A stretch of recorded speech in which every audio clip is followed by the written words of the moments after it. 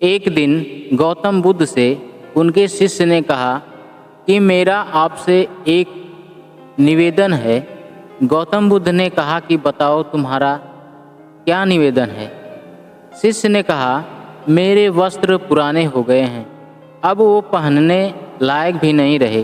क्या आप मुझे नए वस्त्र देने का कष्ट कर सकते हैं?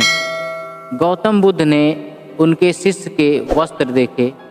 सच में वो बहुत पुराने हो गए थे। इसलिए बुद्ध ने एक अन्य शिष्य को आदेश दिया कि तुम इन्हें नए वस्त्र दिलवा दो। कुछ दिन बाद जब गौतम बुद्ध उस शिष्य से मिले तब उन्होंने उनसे पूछा कि क्या तुम्हें अब अपने नए वस्त्रों में आराम मिल रहा है? तुम्हें और कुछ तो नहीं चाहिए? तभी उस शिष्य ने कहा धन्यवाद प्रभु, मुझे अब इन वस्त्रों में बिल्कुल आराम मिल रहा है, मुझे और कुछ भी नहीं चाहिए। गौतम बुद्ध ने शिष्य से पूछा कि अब जब तुम्हारे पास नए वस्त्र हैं तो तुमने अपने पुराने वस्त्र का क्या किया?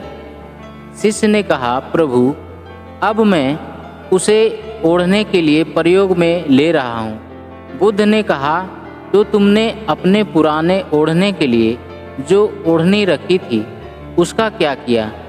शिष्य ने कहा जी मैंने उसे खिड़की पर पर्दे की जगह लगा दिया। गौतम बुद्ध ने फिर से प्रश्न पूछा तो फिर तुमने पुराने पर्दे का क्या किया? तुमने उसे फेंक दिया? शिष्य ने कहा जी नहीं, मैंने पुराने पर्दे अभी तक फेंके नहीं हैं। मैंने तो उसके 4 टुकड़े किए और उनका उपयोग मैं रसोई में गर्म पतीलों को आग से उतारने के लिए कर रहा हूँ। बुद्ध ने पूछा तो फिर तुमने अपने रसोई के पुराने कपड़ों का क्या किया? शिष्य ने कहा अब मैं उन्हें पोछा लगाने के लिए उपयोग में लेने वाला हूँ। गौतम बुद्ध ने कहा तो फिर तुम्हारे पुराने पोछे का क्या हुआ? तब शिष्य ने कहा कि प्रभु मेरा पुराना पोछा अब उतना खराब हो गया था कि उसका कुछ नहीं हो सकता था। इसलिए मैंने उस पुराने पोछे का एक एक धागा अलग कर दिया और उसमें से दिए की बातियां तैयार कर ली और उन्हीं बातियों में से एक कल रात आपके कक्ष में प्रकाशित की थी। गौतम बुद्ध अपने शिष्य से संतुष्ट थे। वो ये जानकर बहुत खुश थे कि उनका शिष्य चीज़ों को बर्बाद नहीं करता है और उसमें ये भी समझ है कि चीज़ों का किस तरह से प्रयोग किया जा सकता है।